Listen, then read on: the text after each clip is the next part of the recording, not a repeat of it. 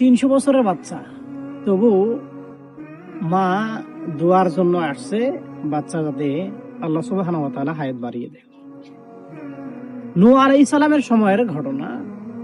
এক বৃদ্ধ মা নূহ আলাইহিস সালামের কাছে এসে নূহ আলাইহিস সালামের কাছে আরজ করলেন, হে আল্লাহর পয়গম্বর, আপনি আমার বাচ্চার জন্য, আমার সন্তানের জন্য দোয়া করে দিন যাতে আল্লাহ সুবহানাহু ওয়া তাআলা তার হায়াত বৃদ্ধি করে।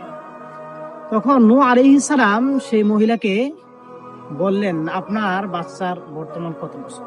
তখন সেই বৃদ্ধ মা বলল, আমার বাচ্চার বয়স বর্তমান 300 বছর।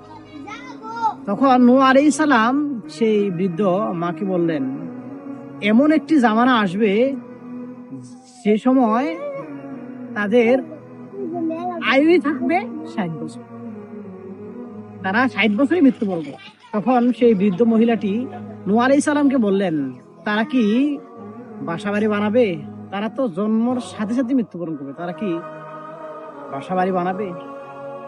আজ আমরা দেখতে পাচ্ছি যে আমাদের বর্তমান আয়ুকাল কত, 60 থেকে 70 বছর, তাই আমরা আমাদের মৃত্যু আসে যায়।